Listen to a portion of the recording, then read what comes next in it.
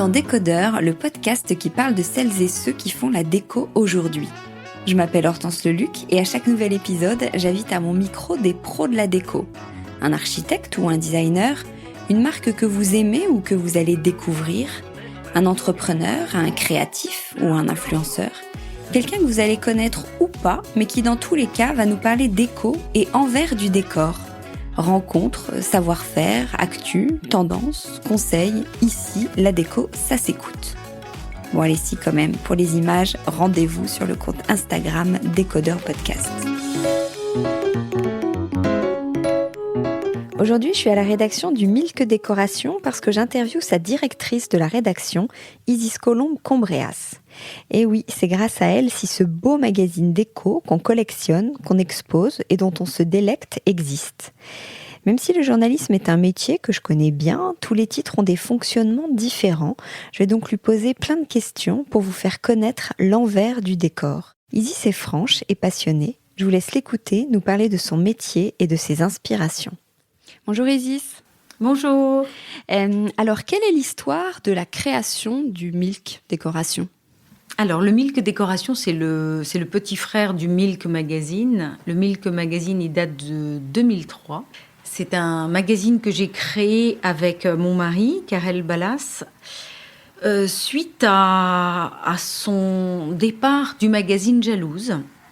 Il travaillait pour un magazine de mode qui existe toujours d'ailleurs, qui était un petit groupe de presse indépendant. Et très vite, il a senti l'époque avec un magazine de contre-culture comme Jalouse. Il travaillait aussi pour l'Officiel Homme. Mais grâce à lui, j'ai compris qu'une presse était en train de se créer, une presse indépendante qui n'avait pas besoin de mania de la presse et qui pouvait se faire de façon différente, plus artisanale, grâce à l'outil numérique, contre toute attente. C'est-à-dire c'est le digital qui arrivait dans la presse, qui permettait à des gens entrepreneurs comme moi de monter des magazines.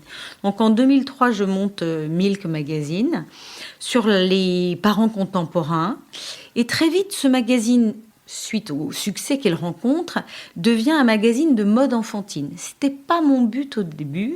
Je voulais faire un magazine pour les parents branchés. Puisque moi-même, j'avais un petit garçon de 5 ans, j'étais ancienne animatrice télé, et je me suis dit, pourquoi pas faire un magazine différent de famille ou de parents, qui va parler aux parents urbains qui ont une culture de l'image.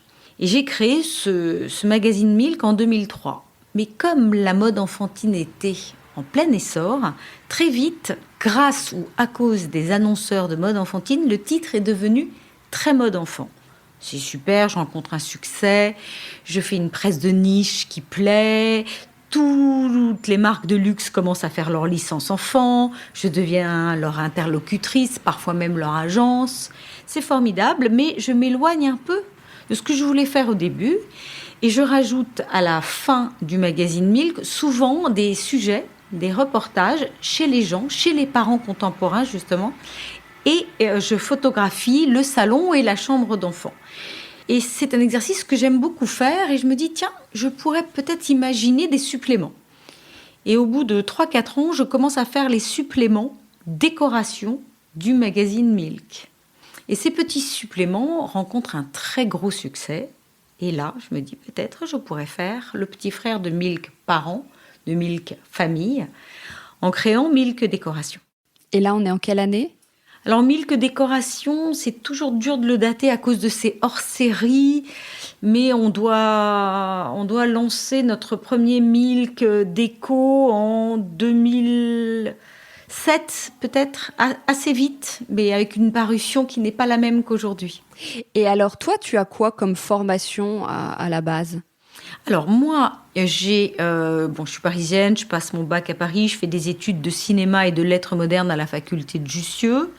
Très vite, je veux travailler dans le cinéma. Très vite, je comprends que je ne fais pas partie du sérail, c'est-à-dire que mes parents n'étaient pas du milieu du cinéma. Donc, je m'oriente vers la télévision. J'arrive dans différents stages de télé où ça fonctionne très vite pour moi. J'ai un goût pour la communication, pour les arts du spectacle, on va dire. Voilà. Donc, tout de suite, ça marche bien. Et le stage se transforme en embauche, et cette embauche se transforme en animation télé. Donc très vite, je me retrouve devant la caméra et j'ai fait donc mes premiers jobs devant la caméra à l'antenne sur une émission pour enfants.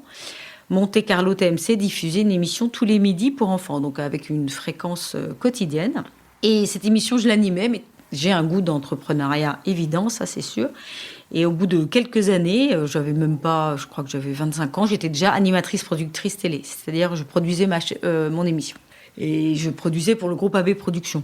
Donc j'étais chez un mammouth qui faisait des sitcoms au kilo. Et très vite, je m'entendais bien avec Claude Berda. Et il est toujours très, très sympathique avec moi. C'est un millionnaire maintenant basé en Suisse. Et je lui ai piqué le contrat, faut le dire comme ça. Voilà. Mais tout en sympathie, comme ça. Bon, ils avaient d'autres contrats. Vous pouvez imaginer qu'il n'était pas en galère après que je lui ai piqué un contrat. Et voilà, je suis devenue vraiment animatrice, productrice télé sur Monte Carlo TMC. Et donc, j'ai fait des émissions directes assez dingues, avec beaucoup d'enfants, bien entendu, mais aussi des voyages. Enfin, j'ai commencé à beaucoup voyager pour l'émission. Et j'ai rajouté à mes cordes d'autres émissions de télé. J'ai commencé à faire une émission sur France 2, le soir, même la nuit, sur l'avance culturelle, sur la photographie. J'ai travaillé sur Paris Première, Canal Jimmy. J'ai produit plein d'émissions. Donc voilà, ça m'a amené jusqu'en 2002. Et 10 ans d'antenne. 10 ans de télé, d'aventures super. Et ensuite, j'avais pas trop le goût d'attendre le contrat, d'attendre En fin de compte, à l'époque, c'était des directeurs de programme qui décidaient de leur grille. C'était pas trop mon caractère. J'aimais pas trop être dans l'attente de l'autre, dans le désir de l'autre.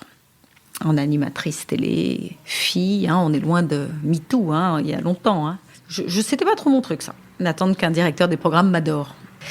Et donc, je me suis dit, il faut que je fasse quelque chose encore plus entrepreneur, où je suis pas tout le temps en train d'entendre un directeur de programme me dire que je fais une catastrophe industrielle parce qu'il y a 400 000 personnes qui m'ont vu. Moi, je trouve ça pas mal, 400 000 personnes. Et en télé, c'est merdique. Donc, je me suis dit, je vais aller dans une case où ces chiffres-là valent quelque chose. Et je me suis rendu compte que la presse mode, la presse indépendante, c'était des bons chiffres, ça. Que quand le L faisait un chiffre comme ça, c'est tout à fait honorable. Alors que c'était le L, c'était quand même le mammouth français. Donc je me suis dit, voilà, là, ça va être mieux. Et j'ai lancé en 2003 ce magazine de presse indépendante. Voilà. Et Milk, alors pourquoi ce nom ? Donc au démarrage, on a tout de suite senti qu'il y avait une attente de la mode enfantine pour ce magazine, mais je voulais surtout pas que le nom du magazine soit autour de la mode, et surtout pas de la mode enfantine. Donc je me suis dit, qu'est-ce qui relie la mère et l'enfant ? C'est le lait maternel ou le lait tout court, parce que je ne suis pas une ayatollah de l'allaitement. Mais en tout cas, voilà, je voulais un nom qui sonne. Et comme je vous l'ai expliqué, avant j'étais productrice télé et j'avais une émission qui s'appelait Pink. Et ce son m'amusait, Pink, Milk. C'est une petite histoire personnelle avec des sons, qui sont des couleurs, qui sont des mots, qui sont plus des sons finalement. Ça m'amusait. Et voilà, ça a été décidé le temps d'un déjeuner de soleil. Il n'y a pas de marketing derrière. Alors, quelle est la ligne éditoriale, en quelques mots, de Milk Décoration ? Alors, Milk Décoration, quand ça a été créé, j'avoue que c'était pour aller voir les intérieurs des familles contemporaines qui ont une culture de l'image et qui ont un peu de pouvoir d'achat, mais qui ne sont pas allés demander conseil à un décorateur. Ce sont des gens qui, comme ils ont du goût, un goût assez affirmé, un peu de pouvoir d'achat, ont fait eux-mêmes leur décoration et ont intégré leurs enfants à la décoration. C'est-à-dire que c'est pas une chambre au bout du couloir avec des jouets roses en plastique. C'est une chambre où il peut avoir une affiche de Basquiat, mais pourquoi pas dans le salon, un Bear Brick. Je voulais montrer ces gens-là. Donc j'ai commencé par aller voir ces gens-là. Je trouvais qu'ils n'avaient pas tant la parole que ça dans les magazines de décoration, où on parlait beaucoup des décorateurs, des antiquaires. Ça, c'était ma première idée. Après, il y avait aussi un petit dogme. Je ne suis pas Lars von Trier, mais il y avait un petit dogme. Moi-même, j'avais eu un très beau sujet de mon appartement dans un magazine de décoration où la styliste, l'assistant photo et le photographe étaient restés 2 jours et demi chez moi. J'avais trouvé ça aberrant. Et j'ai demandé à mes équipes, au démarrage de Milk Décoration, de rester le temps d'un déjeuner. Normalement, qu'on est invité chez quelqu'un qu'on ne connaît pas, on ne dépasse pas 4 heures. Je trouvais ça bien, 4-5 heures. Avec le soleil, puisqu'on essaye de faire beaucoup de photos en lumière du jour, on arrive à 11 heures, on fera à 16 heures, on va y arriver. Bon, j'avoue que de temps en temps, on n'y arrive pas. Mais c'était important pour moi de faire des photos comme ça. Ensuite, on ne ramène pas de stylisme du tout dans les appartements, dans la partie tribu. Est-ce que tu peux expliquer ce qu'est le stylisme peut-être ? Alors, le stylisme, il y a beaucoup de magazines de décoration pour des raisons différentes. Certains parce qu'ils doivent faire des retours annonceurs. Annonceurs, ce sont les publicités qui sont insérées dans le journal. Et pour que leurs clients, donc leurs annonceurs qui soutiennent le journal, parce que c'est des gens qui soutiennent la presse, hein. Moi j'ai beaucoup d'annonceurs aussi qui me soutiennent, on peut imaginer leur faire des retours en positionnant des objets de la marque chez les gens. Moi je trouve ça aberrant. Je pense qu'on peut très bien faire des retours et tisser des liens avec des annonceurs de façon très différente, en leur dédiant des vrais articles qui parlent de leur savoir-faire, de leur talent, de leur nouvelle collection. Et on n'a pas à mettre chez les gens un coussin d'une marque auquel eux n'ont jamais eu l'idée ni les moyens. C'est pas fait dans l'idée d'apporter plus de style, voilà. Justement. Après, il y a autre chose de temps en temps qui peut être fait, ce stylisme. Il y a une autre dimension, c'est de temps en temps, ça m'est arrivé, très peu, moi, mais je pense que les autres magazines le font.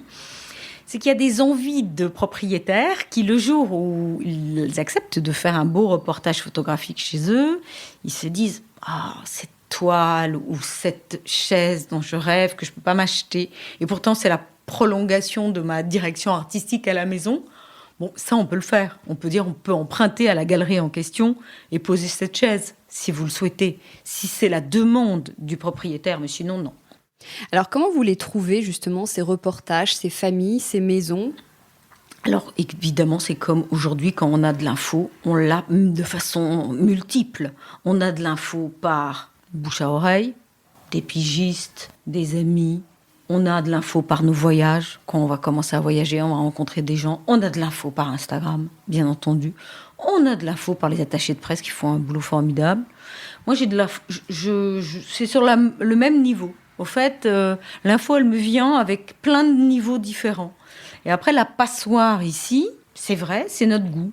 On a un goût très spécial. Tout le monde pense qu'il est positionné sur une couleur de terracotta. J'entends des trucs délirants. Non, pas du tout. Ce goût est émouvant. En revanche, il y a vraiment du j'aime pas chez nous. C'est-à-dire qu'il y a des choses qu'on estime pas Milk Décoration compatibles. C'est pas compatible parce que c'est trop vu, parce que c'est vulgaire, parce que c'est trop arrangé, il n'y a pas assez de vie. C'est subtil, hein. C'est un petit groupe, hein. On est 4. Hein. Laurine, la rédactrice en chef, Adèle, notre collaborateur depuis le début, maintenant Sophie, Karel et moi. Voilà, en ce moment Hélène qui remplace Laurine car elle est en congé maternité. C'est une toute petite bande et voilà. Mais on ne veut en aucun cas être des ayatollahs du goût. Mais en fait, oui, on a créé un goût avec cette petite bande et on s'est éloigné de Milk de départ, puisque maintenant on peut tout à fait dans le cahier inspiration avoir un beau sujet sur un décorateur qu'on estime, qui a compris l'air du temps et qu'on estime beaucoup, qu'on suit. Les décorateurs ne sont plus bannis de Milk Déco. C'était au départ. Je voulais vraiment trouver une façon plus originale de parler des intérieurs urbains. Au début, j'étais beaucoup dans les intérieurs urbains. Maintenant, je parle de décorateurs et je parle de campagne. Pour un oui, pour un non, mais ça, c'est pas moi, c'est à cause de la pandémie. Hein. Tout le monde a envie de la clé des champs. Hein. Toi, tu es directrice de la rédaction. Quel est ton rôle, en fait ? Alors, je suis directrice de la rédaction du Milk et du Milk Déco. Plus interventionniste sur le Milk Déco que le Milk. Le Milk a beaucoup changé sous l'impulsion de journalistes qui sont avec moi depuis le début. Le Milk Déco, au niveau de l'icono, il n'y a pas une image qui passe si moi je ne l'ai pas adoubée en disant ça fonctionne. Ça, c'est vrai, je suis très interventionniste pour l'image. Karel pour la mise en page et la direction artistique. Mais c'est encore autre chose que l'icono. Moi, je suis plus sur l'icono et sur les projets et sur lancer les reportages. Et la direction artistique? C'est plus les maquettes, les face-face, la calligraphie, la typo. C'est important ça dans un magazine? Très, très. Les lecteurs Nous, on n'est pas loin sensibles du à ça? livre quand même. On n'est pas loin du livre. On se démarque énormément de nos concurrents grâce à la direction artistique du magazine. Gentiment, les gens me disent, je trouve ça curieux, mais on dirait que tu choisis même tes publicités. Non, c'est pas le cas. Mais c'est vrai qu'on essaye de tendre vers le livre, vers la beauté du livre. On aime le travail de l'édition et on aimerait que ça reste, que ça dure, qu'on collectionne. Il n'y en a que 4 par an plus de hors-série. On est sur 6 publications annuelles. J'aimerais bien qu'on les garde. On garde le format. Il y a toujours un colorama, quelque chose qui fait collection chez nous, j'espère. Alors, comment l'équipe travaille? Comment vous décidez les sujets? Qui les propose? Et toi, tu parlais tout à l'heure, quelles sont tes conditions pour les accepter ou le fait que tu les refuses?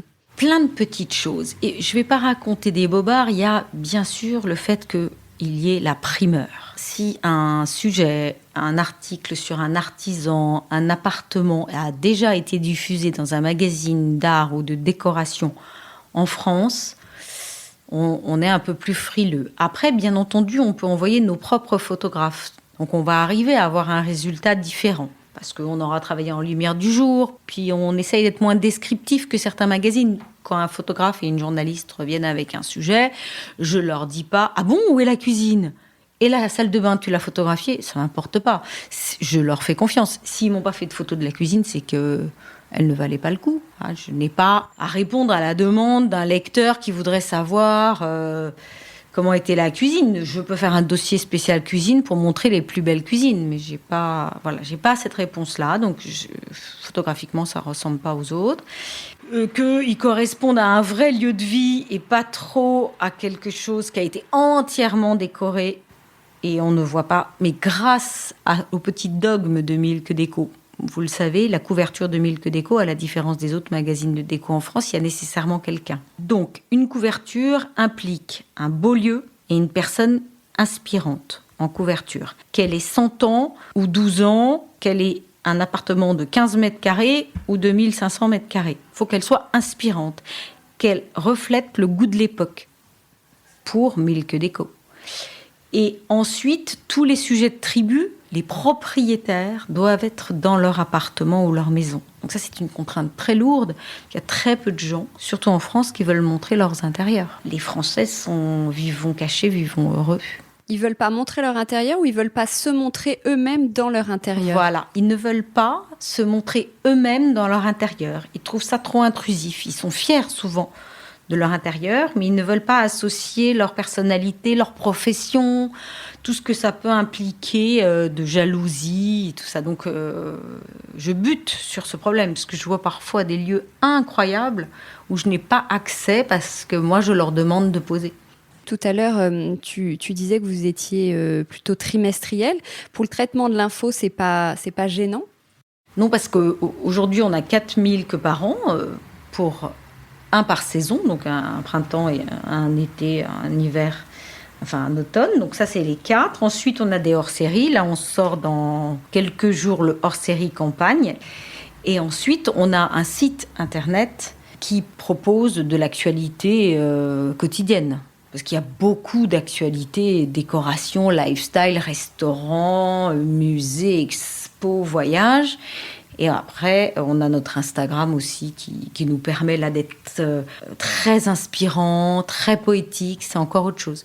En fait, on est plus pragmatique sur le site internet et moins sur l'Instagram. Nous, on essaye de vraiment faire un Instagram comme un mood board. Il y a une vraie passerelle entre le site et le magazine, ou Oui. ce sont deux mondes différents?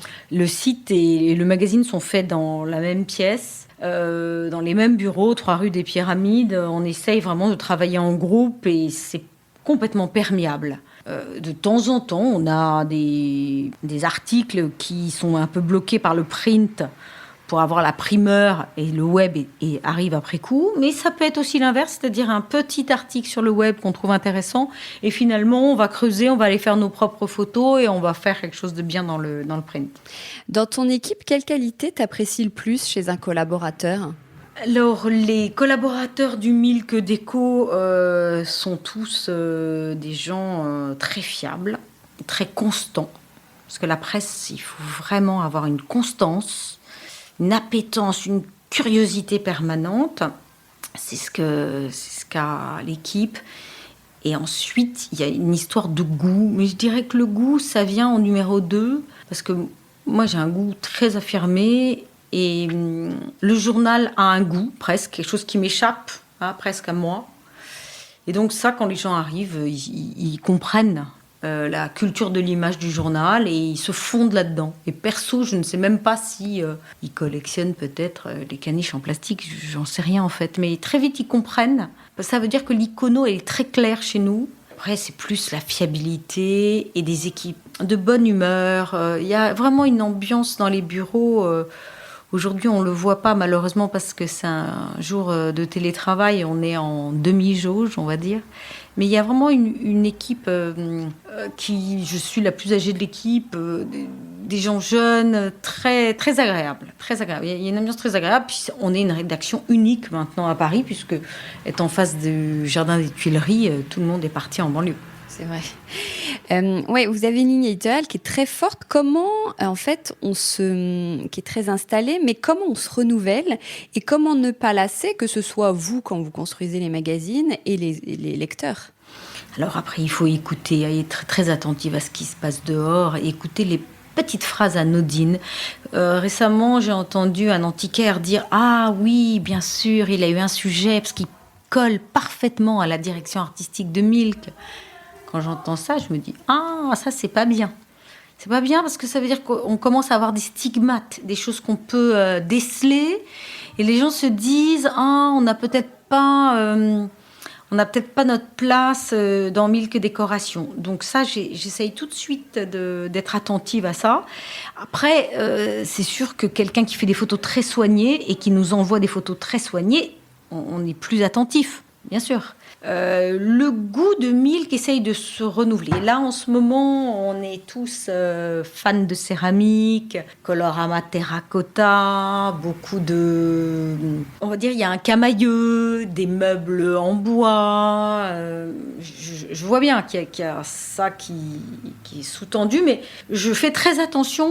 Et ma façon de faire attention, c'est d'être très attentive au design contemporain. Parce que si on est attentif au design contemporain, si on fait attention aux élèves qui sortent de l'école d'Eindhoven et qui nous proposent un vase en canalisation de toilette bleu électrique, là, on n'est pas dans le bon goût.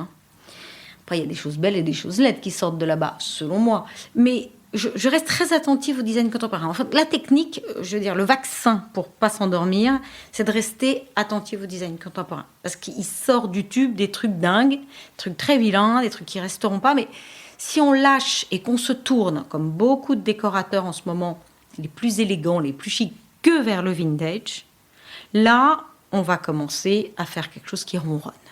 Ça, c'est le danger. On commence à plus qu'aller aux ventes aux enchères de chez Piazza. On est tranquille. Si on met du chapeau au kilo, on n'aura pas d'erreur de goût. Mais c'est dangereux. Donc il faut rester attentif au design contemporain. Et si on arrive à l'équilibre, dans nos reportages, on est à l'abri d'être label bois dormant là, qui commence à avoir juste une chaise en bois gougé et une suspension Ingo Maurer. Comment tu travailles pour justement repérer ces tendances et avoir un temps d'avance ? Et est-ce que vous cherchez à avoir un temps d'avance ? Alors, on est attentif pour rester en prise avec ce qui se passe aux élèves qui sortent d'école. Eindhoven, l'académie d'Eindhoven, c'est très important pour nous. On regarde les jeunes élèves diplômés qui nous envoient leur dossier. Ça, on est attentif. On est avec l'équipe tous les week-ends opus. Moi, un week-end par mois, mais les 3 autres, un autre week-end. Donc, on voit tout de suite ce qui se passe au puce Paul Bert-Serpette. Très attentif, bien sûr, aux éditeurs en Italie et en Scandinavie, parce que là, il y a quand même 2 mammouths de la décoration. Très sensible aux nouveaux décorateurs espagnols, ça bouge beaucoup. Donc il n'y a pas encore de maison d'édition espagnole intéressante Patricia Urquiola étant espagnole, mais elle travaille en Italie. Donc, c'est plutôt des décorateurs, des directeurs artistiques, des graphistes, des photographes. Il y a une scène espagnole, donc ça, on regarde beaucoup. Évidemment, on a beaucoup de correspondants à l'étranger. On a des multiples canaux. Après, c'est compliqué de se dire, est-ce que vraiment je suis attentive au goût de l'époque ? Enfin, moi, je le suis énormément, mais... Et en même temps, tout le monde me dit que je suis en train de faire un dogme avec le magazine. C'est complètement fou parce que vraiment, surtout, je ne le veux pas. C'est vrai que quand je vais dans tous les hôtels qui suivent ce style, quand tout le monde... Je trouve ça super, il y a une mode en fait. Mais bon, j'essaye de me renouveler. Mais il ne faut pas aller non plus vite que le goût de l'époque parce que tout à coup, tu t'isoles. C'est pas l'idée non plus. Et les gens ne seraient pas prêts ? Les gens, en fait, consomment ce que tu proposes dans Milk Décoration. En fait, Milk Décoration propose des tendances, propose des intérieurs et des rencontres. Mais plus on propose des gens et des artisans, et moins on propose des tendances, et là, on est à l'abri des écueils. Si tu commences à dire qu'il y a un artisan qui fait du bois gougé à Biarritz, tu peux pas tomber dans une erreur. C'est où tu aimes et tu vas commander un bol ou une chaise où tu n'en as pas les moyens, mais tu vas comprendre qu'il y a un beau travail. Si tu commences à dire il y a une tendance bois gougé, bon ben là, je pense que c'est l'erreur. C'est ce qu'on essaye de pas trop faire. Nous, on essaye de pas trop faire les tendances. On essaye plutôt de montrer les artisans qui sont des phares dans la mer et des gens qu'il faut suivre, qui sont des leaders d'opinion. Et après, les tendances, elles viennent dans les autres magazines, je dirais. Et après, j'ouvre d'autres magazines qui sont même pas des magazines de déco, mais des magazines féminins qui vont faire une tendance brutaliste. Je suis morte de rire. Parce que vraiment, le brutalisme, voilà, c'est des meubles très rustiques où dans l'architecture, c'est du béton au kilo. Il y a plein de gens qui détestaient quand même. Mais tant mieux si tout à coup les gens redécouvrent la station de ski Flaine, qui a été faite par Marcel Breuer, parce qu'il y a des gens pendant des années qui ont dit que c'était une station de ski horrible. Moi, je la trouve fort belle. Bon, tant mieux pour cette station de ski. Depuis un an, il y a quand même beaucoup moins d'événements. Les boutiques sont fermées, il y a peu de présentations. Comment vous faites pour rester créatif ? Alors ça, c'est quand même très compliqué. Je trouve qu'on est moins créatif. À un moment, ceux qui disent le contraire, ce sont des tocards. On est créatif parce qu'on est ensemble. Quand on va à Milan, quand on va dans les foires dans les pays scandinaves, quand on va au Mexique, en ce moment, qui est une scène très intéressante pour l'art de vivre, on voit des choses, on mélange, on rapporte, nos souvenirs s'effacent, d'autres s'allument. C'est formidable. Là, franchement, on est bloqué à la niche, dans nos bureaux. On trouve bien sûr des photographes sur place, des journalistes sur place qui nous donne un peu d'infos, mais on sent qu'il n'y a plus les passages, les passerelles. Là, en ce moment, il y a des projets hôteliers pour l'été qui arrivent, mais on sent qu'il y a peu de trafic. Non, moi, je trouve que c'est une période assez compliquée. Et l'info me vient via les écrans, mais non, c'est assez dommage. Qu'est-ce que tu penses, toi, du monde de la déco, du design d'aujourd'hui ? Quel regard tu as ? Alors aujourd'hui, je trouve que quand même, il y a beaucoup de démocratie dans la décoration. Moi, je trouve ça super chouette. Je ne fais pas partie des gens qui sont sur-snob à ne vouloir que les pièces originales vintage. J'aime bien les rééditions. Donc, j'aime beaucoup les rééditions que fait Vitra, Artec. Ça, c'est vraiment important de le dire. J'aime beaucoup les rééditions de Gubi, des grands designers français. Évidemment, je suis le marché du vintage. Après, la décoration qui est inspirée de ces maîtres-là et qui propose des petites suspensions sympathiques avec des pétales qui font penser à celles d'Ingo Maurer. Franchement, je vois pas de mal à ça. C'est un pas. Souvent, quand on démarre et qu'on commence à décorer de façon un peu hasardeuse son appartement, déjà, je trouve ça chouette, moi. Je trouve que déjà, on se dit, tiens, on se pose et on arrête de consommer des vêtements au kilo, on se dit, tiens, l'objet, qu'est le rapport à l'objet, le voyage et tout ça. Donc, je trouve que les petites anciennes de décoration, qui sont Ikea, AMPM, Med.com, sont des très bons dealers de décoration. Je me pince pas le nez du tout avec toutes ces enseignes-là. J'arrive à trouver plein de choses sympas. Après, la décoration, c'est aussi les multimarques et les multimarques online. Et ça, c'est vraiment l'éclate de pouvoir trouver aujourd'hui la bouilloire japonaise ou la Chemex californienne qui arrive à la maison. C'est magique quand même. Je veux dire, il y a 10 ans, il fallait aller en Californie acheter la cafetière Chemex. Donc moi, j'aime bien vivre avec mon époque et que tout soit très accessible. J'aime beaucoup. Après, évidemment, je ne citerai pas les décorateurs qui ne m'intéressent pas, mais il y en a plein. Mais ils sont peut-être très bien relayés dans le L Décoration ou le Marie-Claire Maison. Est-ce que vous vous connaissez entre directrices de rédaction ?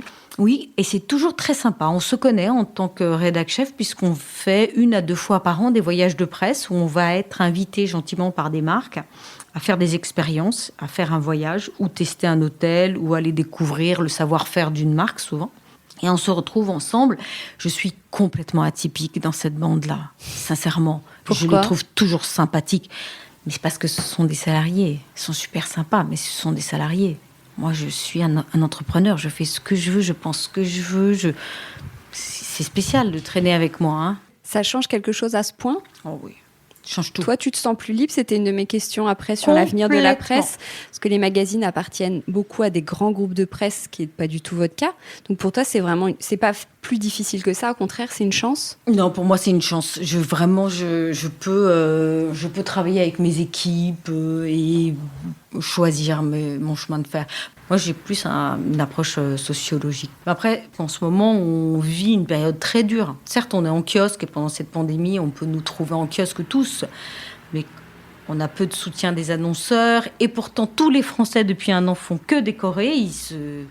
Toutes les études montrent que les Français se sont arrêtés au milieu de leur salon en disant « Mais j'ai un salon, c'est formidable si je le décorais ».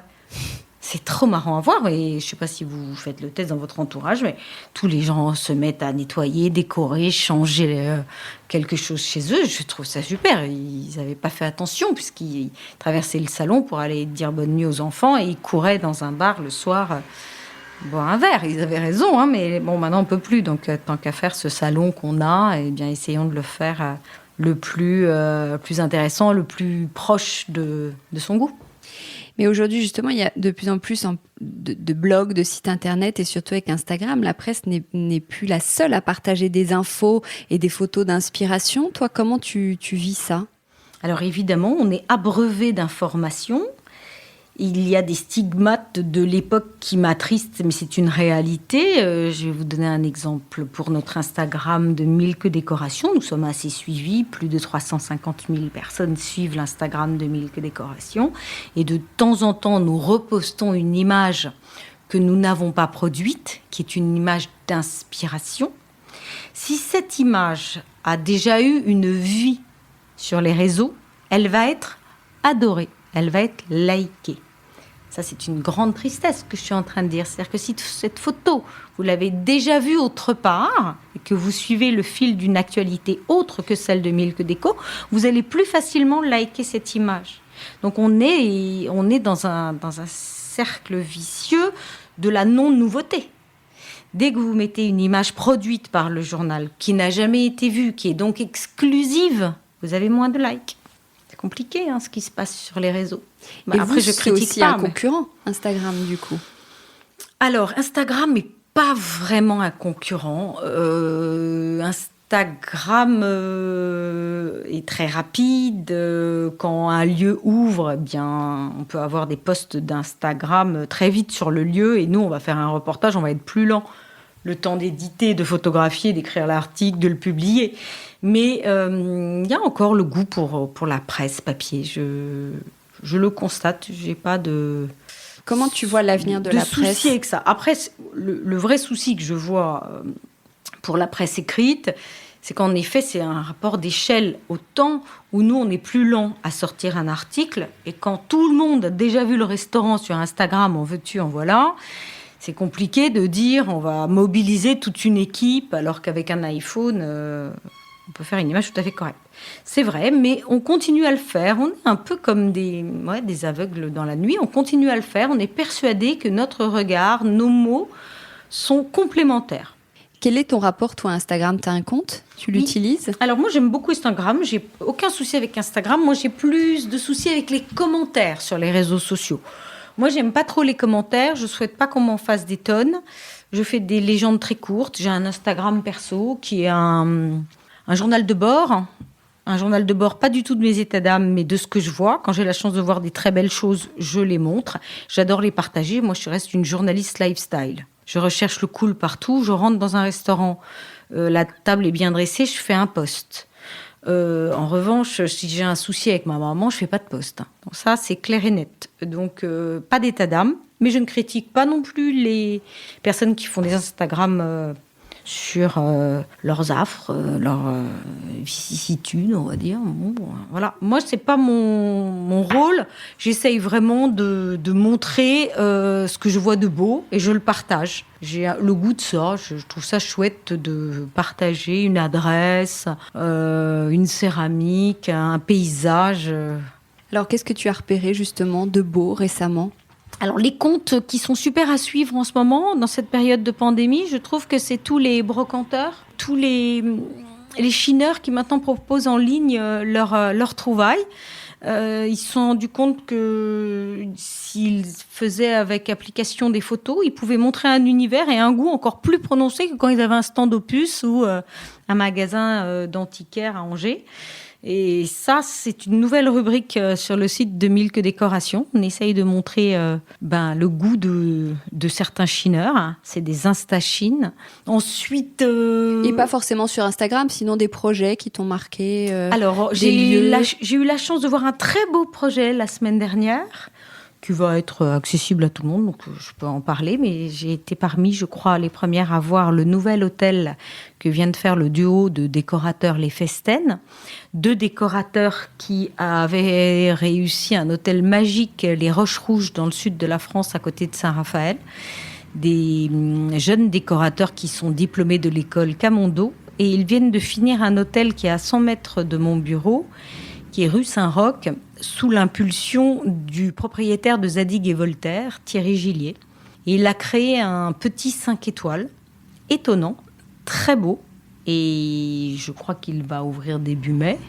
Et j'ai vu le chantier se finir, là, la semaine dernière. Ça va être vraiment formidable, avec une très belle brasserie au rez-de-chaussée. Donc, la brasserie, le midi, sera accessible, si j'ai bien compris. Le soir, on rentre dans une autre gamme de prix. Et puis, l'hôtel est très cher, parce que c'est un 5 étoiles. Mais c'est assez rare de voir un projet comme ça à Paris. Ça fait longtemps que je n'ai pas vu un projet d'hôtel aussi réussi à Paris. Ça vaut vraiment le coup. Quelle rencontre t'as le plus marqué depuis même 10 ans ?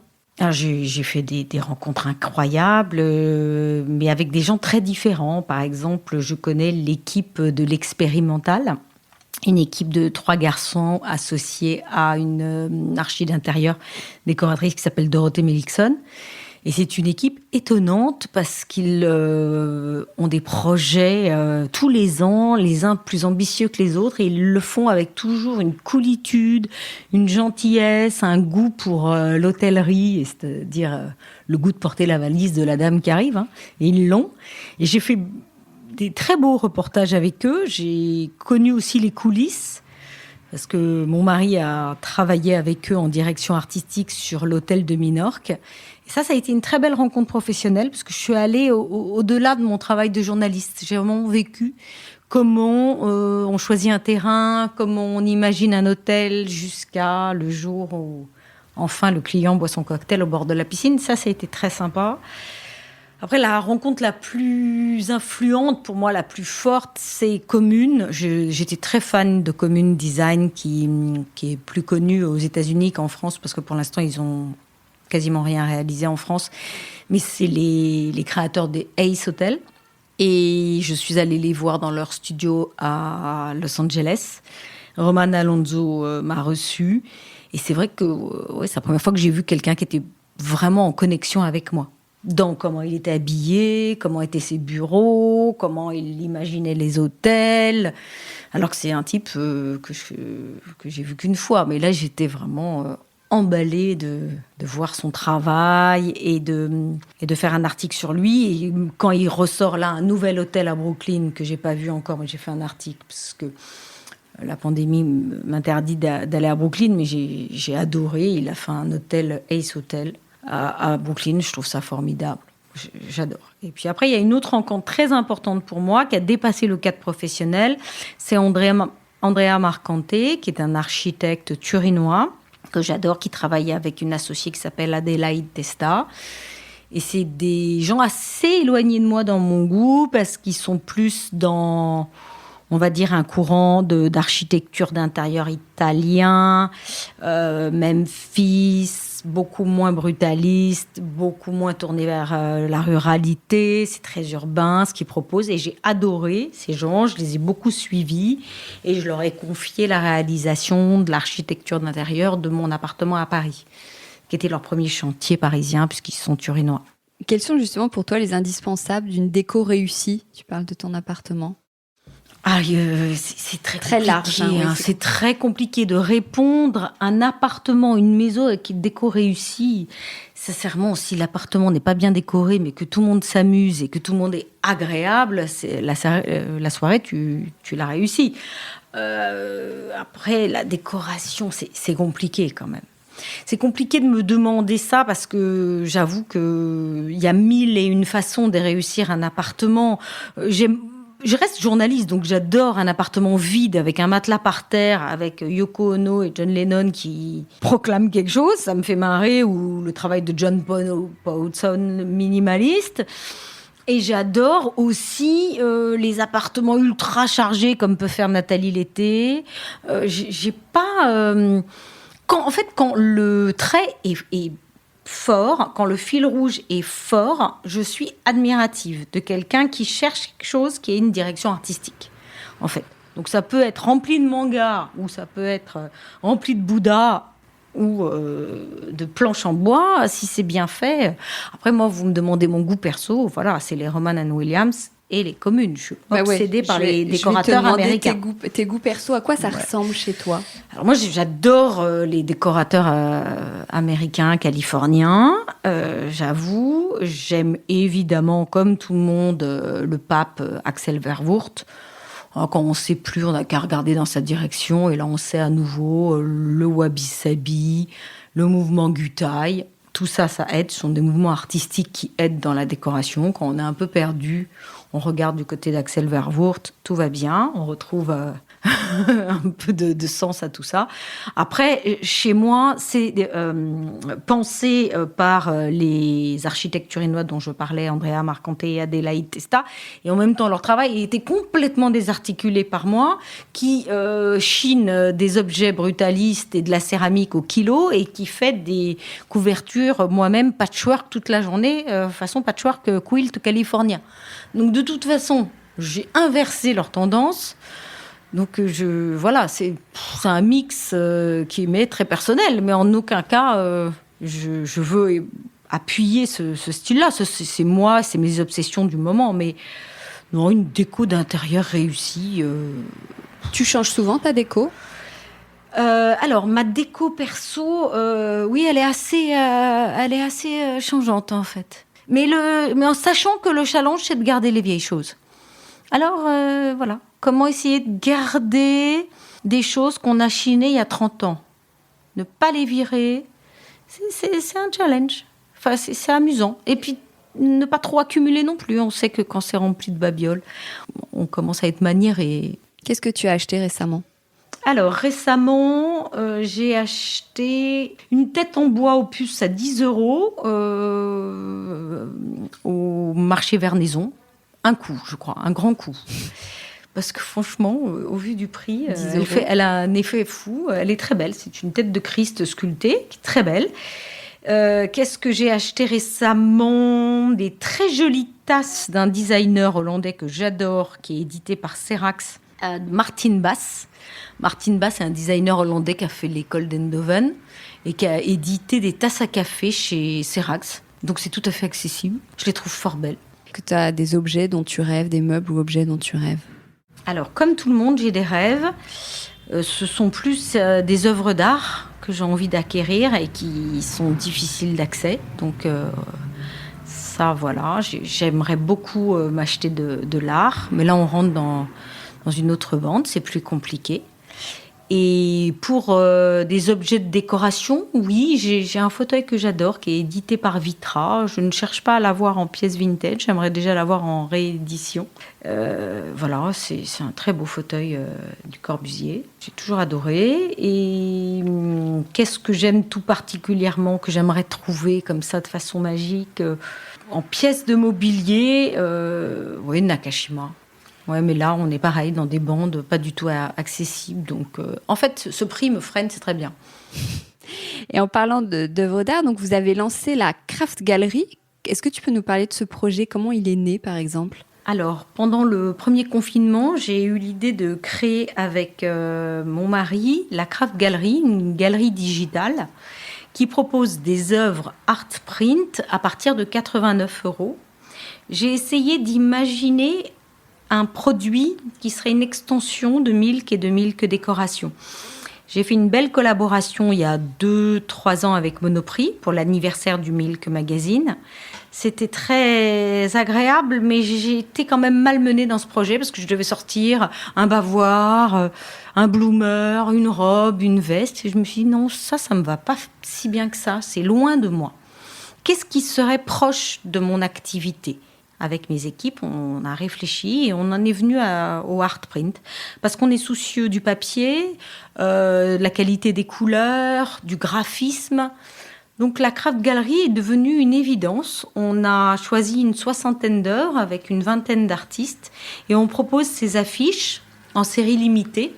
Et on a trouvé un partenaire irréprochable pour imprimer tout ça qui est Picto, qui est le labo professionnel des photographes. Donc c'est un très beau tirage sur papier bambou. Et on est très content du résultat. Après, évidemment, c'est du digital business. Donc, il va falloir se mobiliser en marketing. On n'a pas encore commencé, mais au moins les œuvres et la qualité de l'œuvre quand on la reçoit, il n'y a pas de déception. On n'a pas encore eu de problème de SAV, sauf de cadres cassés qu'on remplace évidemment tout de suite. Comment vous avez trouvé les artistes? Qui sont-ils? Les artistes de la Craft Gallery sont vraiment issus de nos rencontres journalistiques. Quand on a rencontré un talent, Lia Rochas, Kate Evan, Mathias Borlunge, tous les gens qui font partie, on les appelle chez nous, notre petit jargon, les makers, sont des gens qui ont eu un article dans Milk Décoration. C'est comme ça qu'on les a rencontrés. On leur a demandé 1, 2, 3, 4 œuvres maximum qui soient accessibles sur la Craft Gallery. Oui, parce que ce sont des petits prix. Oui, on démarre avec le premier tirage, 89 € sur un 30-40. Alors, tu disais tout à l'heure, on va terminer avec ça, tu travailles avec ton mari. À quoi ressemble votre quotidien? Vous êtes tout le temps en train d'échanger, de parler des projets d'inspiration?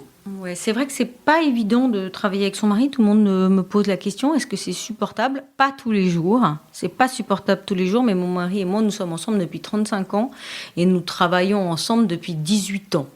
Donc en fait, on a fait moitié chacun de son côté. Ah oui, on est ensemble depuis tellement longtemps. Quand on est ensemble depuis 35 ans, finalement, on a fait la moitié du chemin à ne pas travailler ensemble. Et là, la deuxième partie du chemin à travailler ensemble.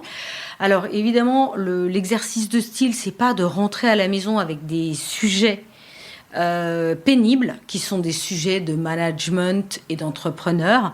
On essaye de ramener à la maison, le week-end ou le soir, les sujets esthétiques. Ça, on peut les partager avec nos enfants ou avec nos amis. On essaye de faire le tri de ce qu'on ramène à la maison. Après, on a 2 bureaux très éloignés et on essaye d'avoir chacun nos domaines. Moi, je suis plutôt quelqu'un qui se projette et qui prépare l'avenir et je suis moins dans le quotidien. Mon mari, plus dans le quotidien, très précis dans la direction artistique, les maquettes, la qualité des affiches quand elles arrivent, tout ce travail très précis, méticuleux, ça lui appartient. Moi, je suis plus la rêveuse et celle qui imagine, en fait. Je suis quelqu'un qui est plus sans prétention, qui essaye d'imaginer ce que va être demain, mais pas nécessairement que pour moi, pour tout le monde. Qu'est-ce que tu fais, toi, pour te détendre ? Alors moi, j'ai une technique de détente hyper basique, hyper accessible. Je ne veux pas donner mes tips façon Instagrammeuse, blogueuse, mais moi, je marche en fait. Et quand je rentre chez moi le soir, ce que je vais faire ce soir, j'ai 55 minutes de marche. Donc c'est le bon moment pour être tout seul, écouter un podcast, écouter de la musique ou donner un coup de téléphone à quelqu'un qu'on laisse un peu tomber en ce moment parce qu'il y a trop de boulot ou qu'il est loin. Ça me va. Ce temps-là est très important pour me détendre. Après, évidemment, comme tout le monde, j'adorais faire une petite séance de yoga et de pilates quand je pouvais le faire, mais ce n'est plus le cas. Et comme j'aime pas du tout faire des activités physiques par Zoom, j'ai tout coupé. Donc la marche, c'est une bonne détente pour moi. Et après, vous l'avez compris, je fais de la couture, perso. Moi, ça me détend bien. Ça me donne mal à la nuque. Je suis un petit peu courbée, mais ça me détend.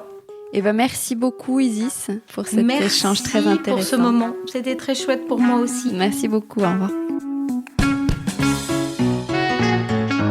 Décodeur, c'est terminé pour aujourd'hui. Merci beaucoup d'avoir écouté en entier.